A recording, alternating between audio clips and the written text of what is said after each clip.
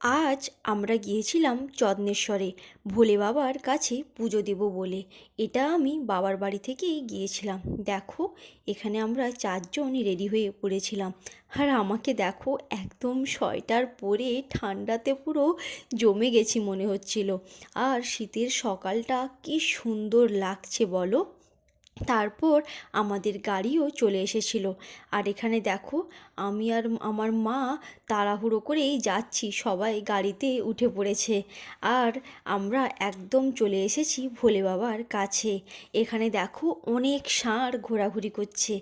এখানকার বিশেষত্ব হলো এই ষাঁড়গুলো কিন্তু কাউকে মারে না।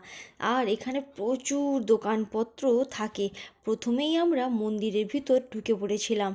সেখানে গিয়ে পুজোর থালি কিনে নিয়েছিলাম। তারপর ওখানে পুকুরের জলে পা ধুয়ে একদম চলে গিয়েছিলাম পুজো দিতে। যেহেতু আমরা রবিবার গিয়েছিলাম, অনেকটাই ফাঁকা ছিল। সোমবারে কিন্তু এখানে প্রচুর ভিড় হয়, তাই জন্য আমরা ফাঁকা দেখেই গিয়েছিলাম যাতে ভালোভাবে পুজোটা দিতে পারি। দেখো, একদম মন্দিরের ভেতরে প্রবেশ করেছি। এখানে কি সুন্দরভাবে সাজানো হয়েছে, আমার তো বেশ ভালো লেগেছে। এখানে অনেকবারই এসেছি, কিন্তু এইবার সাজানোটা কিন্তু খুব সুন্দর। পুজো দেওয়ার পর এখানে কাছাকাছি অনেকগুলোই মন্দির আছে, সেগুলোতেই প্রণাম করছিলাম। দেখো, প্রথমেই জগন্নাথ মন্দিরে প্রণাম করলাম। তারপর একে একে সমস্ত মন্দিরে প্রণাম করে প্রসাদ কিন্তু খেয়ে নিয়েছিলাম। আর এখানে কি সুন্দর রাধাকৃষ্ণের মূর্তি আছে, আমার তো বেশ ভালোই লাগছিল। এখানে ঠাকুরগুলো খুব সুন্দর। আমরা ভালোভাবে ঘুরতে পেরেছি, যেহেতু ভিড়টা অনেকটাই কম ছিল। আর ভালোভাবে কিন্তু পুজোটা দেওয়া আমাদের কমপ্লিট হয়েছে। পুজো দেওয়ার পরই আমরা বেরিয়ে পড়েছিলাম কাছাকাছি কী জিনিসপত্র আছে সেগুলো দেখব বলে। এখানে তো প্রচুর ঠাকুরের জিনিস, শ্বেতপাথরের প্রচুর জিনিস। তোমরাও এখানে এলে এইসব জিনিস কিন্তু কিনতে পারো, একটু সস্তায় পেয়ে যেতে পারো। আর এখানে বাচ্চাদের বড়দের অনেক রকমের টুপি ছিল, সেগুলো আমার মা দেখছিল, একটা পুচকুর জন্য নিয়েছে। তারপর আমরা চলে এসেছিলাম একদম দীঘাতে। যেহেতু দুপুর হয়ে গেছিলো, ঠান্ডাটাও অনেকটাই কমে গেছে। এখানে ও তো দীঘার সমুদ্রে স্নান করবে বলে রেডি হয়ে গেছে। আর আমিও এখানে দীঘায় স্নান করব বলে একদম ড্রেস চেঞ্জ করে চলে এসেছি সমুদ্রের পাড়ে। আর এখানে সেদিন কিন্তু সমুদ্রের প্রচণ্ড ঢেউ ছিল। আর সবথেকে সমস্যার বিষয়, এত পাথর দেওয়া ছিল যে ঢেউগুলো পাথরের ওপর আছড়ে পড়ছে। আর এখানেই অনেকেরই মাথা ফেটে যাচ্ছে, পা কেটে যাচ্ছে, খুব সমস্যা হয়েছিল আমাদেরও স্নান করতে।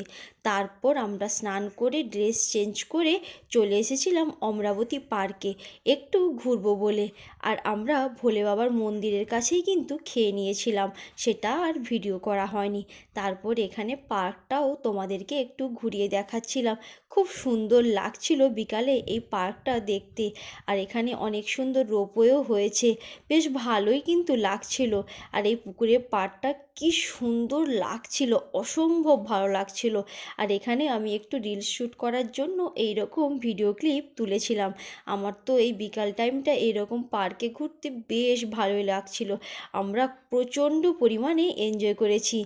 দেখো, পরিবেশটাও খুব সুন্দর, বাচ্চারা কি সুন্দর খেলা করছে।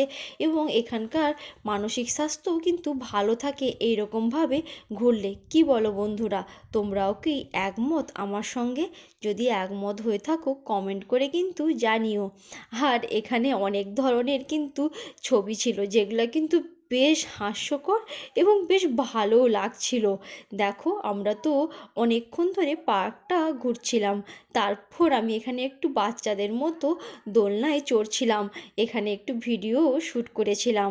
আজকের এই ব্লগটি কেমন লাগলো কমেন্ট করে জানিও কিন্তু। ভালো লাগলে লাইক করো। আজ তাহলে আসি, টাটা।